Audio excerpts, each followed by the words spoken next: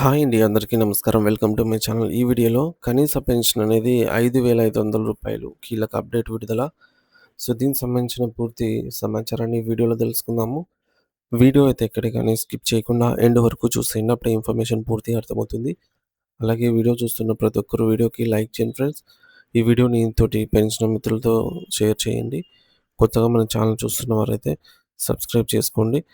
Subscribe చేసుకోవడం వల్ల నేను చేసే ప్రతి ఒక్క వీడియో మీ వరకు రీచ్ అవుతుంది. ఇక ఆలస్యం చేయకుండా వివరాల్లోకైతే వెళ్ళిపోదాము. ఫ్రెండ్స్, ఇక విషయానికొచ్చినట్లయితే భారతదేశ వ్యాప్తంగా ఉన్నటువంటి లక్షలాది మంది ఈపీఎఫ్ 95 పెన్షనర్ల దీర్ఘకాలిక సమస్యలు మరియు వారి న్యాయమైన పోరాటం ఇప్పుడు మరోసారి జాతీయ స్థాయిలో చర్చనీయాంశంగా మారింది. దశాబ్దాల కాలం పాటు తమ రక్తాన్ని, చెమటను ధారపోసి దేశ పారిశ్రమ మరియు ఆర్థిక అభివృద్ధిలో కీలక పాత్ర పోషించిన ఈ కార్మికులు నేడు తమ వృద్ధాప్యంలో కనీస గౌరవప్రదమైన జీతం కోసం రోడ్లపైకి వచ్చి పోరాడాల్సిన దుస్థితి ఏర్పడింది.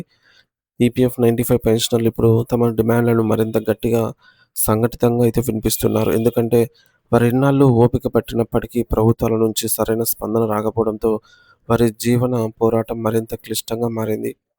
ప్రస్తుతం ఈ పెన్షనర్ల ప్రధాన డిమాండ్ ఏమిటంటే కనీస పెన్షన్ మొత్తాన్ని రూ. 5,500కు పెంచాలని వారు కేంద్ర ప్రభుత్వాన్ని అత్యంత ఆవేదనతో కోరుతున్నారు.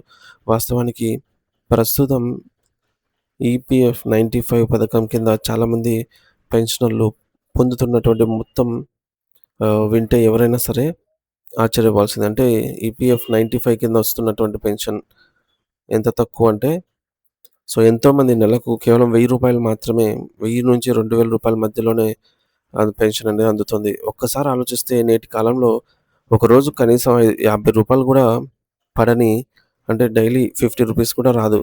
ఈ మొత్తంతో ఒక మనిషి తన కడుపు ఎలా నింపుకోగలడు? ఈ స్వల్ప మొత్తం ప్రస్తుత విపరీతమైన ధరల పెరుగుదలను మరియు జీవన వ్యయాలను తట్టుకోవడానికి ఏమాత్రం సరిపోదని అయితే పెన్షనర్స్ కన్నీటి పర్యంతమవుతున్నారు.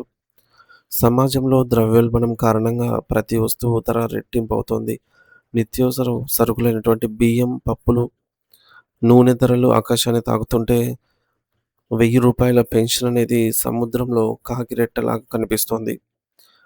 అంటే ముఖ్యంగా వృద్ధాప్యంలో సహజంగానే వచ్చే రక్తపోటు, మధుమేహము మరియు కీళ్ళ నొప్పులు వంటి సమస్యల కోసం వాడే మందుల ఖర్చులు భారీగా అయితే పెరిగాయి.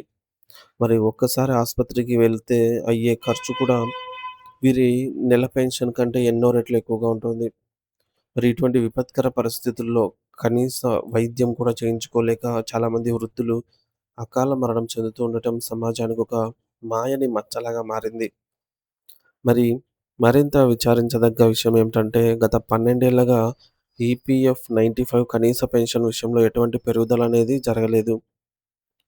ఈ యొక్క 12 ఏళ్ల కాలంలో దేశంలో అన్ని రకాల వస్తువుల ధరలు, సేవల మరియు ధరలు, అలాగే ప్రభుత్వ ఉద్యోగుల జీతాలు ఎన్నో రెట్లు పెరిగాయి. కానీ కష్టపడి పనిచేసి రిటైర్ అయినటువంటి కార్మికుల పెన్షన్ మాత్రము అలాగే స్తంభించిపోయింది. దీనివల్ల పెన్షనర్ల జీవితాలు తీవ్రమైన ఆర్థిక సంక్షోభంలోకి నెట్టబడ్డాయి. వృద్ధాప్యంలో ఉండి శరీరం సహకరించక మళ్ళీ పని చేయలేక ఇటువంటి స్థితిలో ఉన్న వారికి ఈ యొక్క నిర్లక్ష్యం అనేది మరణ శాసనంలా కనిపిస్తోంది.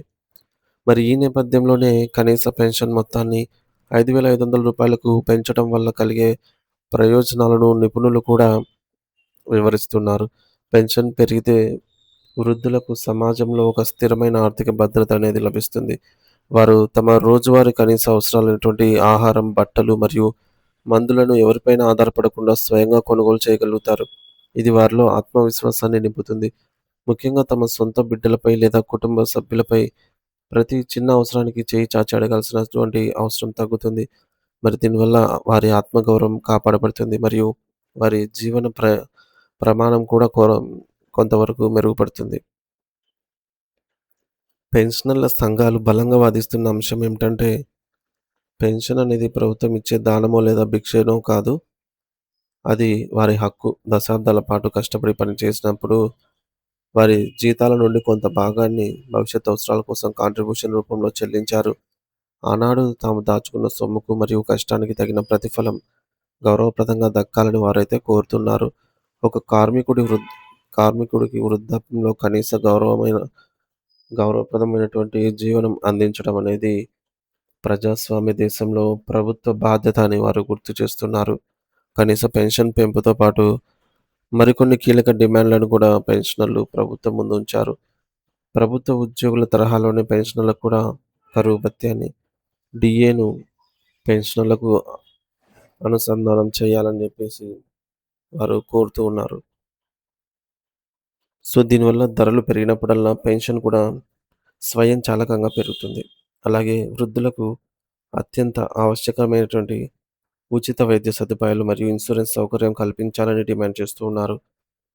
పెన్షన్ చెల్లింపులలో ఎటువంటి జాప్యం జరగకుండా ప్రతి నెల నిర్ణీత సమయానికి వారి ఖాతాల్లో నగదు జమయ్యేలాగా పటిష్టమైన చర్యలైతే తీసుకోవాలని వారు ముక్తకంఠంతో కోరుతున్నారు.